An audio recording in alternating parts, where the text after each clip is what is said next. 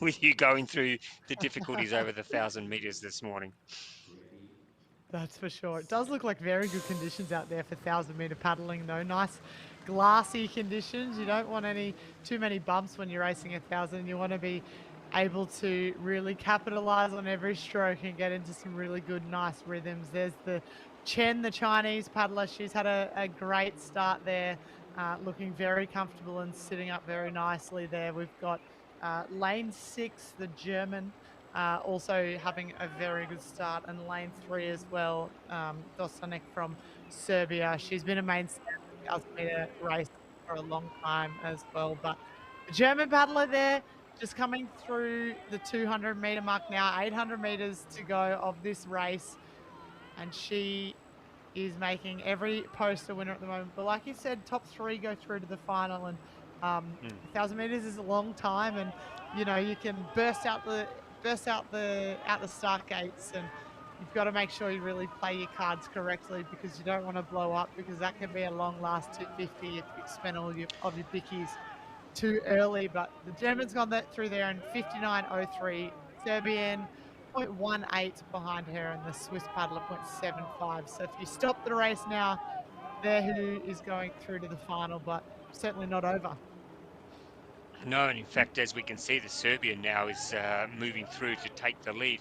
I guess the other challenge is, Elise, is that over 1,000 meters, I'm sure the athletes go into the race with a game plan in their mind, how they want to race the race. And I guess the challenge is to stick to that plan. When you see an athlete who goes out hard and maybe, puts a bit of distance between themselves and the rest of the field, there must be the temptation there to chase after them, which would maybe go against the plan that you had going into the race. So I guess that's where experience comes in, doesn't it? That knowing, what your capabilities are, knowing your opponents, and knowing that you shouldn't panic. You've got to stick to your plan no matter what.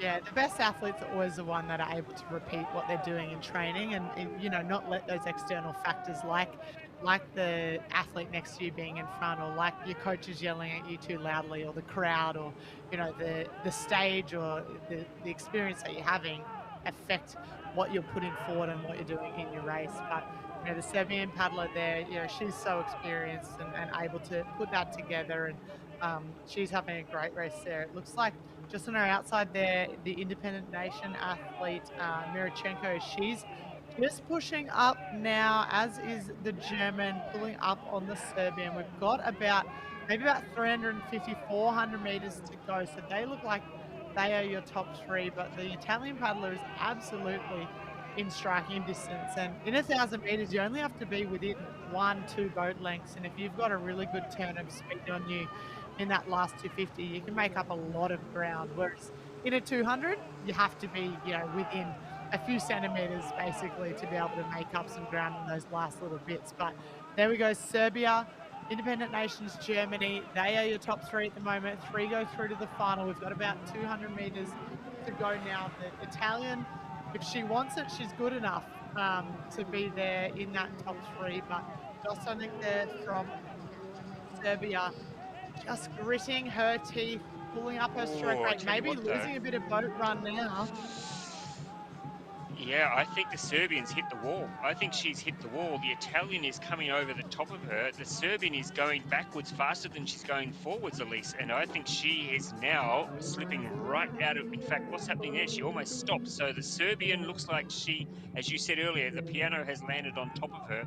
And it is the German and the Italian, and across on the top of the screen, somebody else who's hit the wall a little bit. I think the independent nation. But very well judged race there by the German.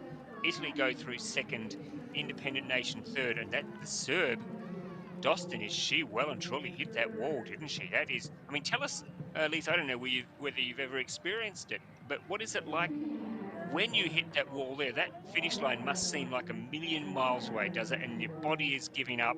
There's nothing you can do to keep going. Yeah, I mean, we've definitely all been there, particularly in training sessions where you're trying to find that wall and trying to hit that wall. But it's never fun in a race, that's for sure. And I mean, the complexity about paddling, both kayaks and canoes, is you're obviously pushing your body as hard as you can. And whether you're running or riding or kayaking, your body's going to go into that hurt locker if you push it too much. But when you're in a kayak or a canoe, you've always also got to take into account the fact that you can fall out of your boat.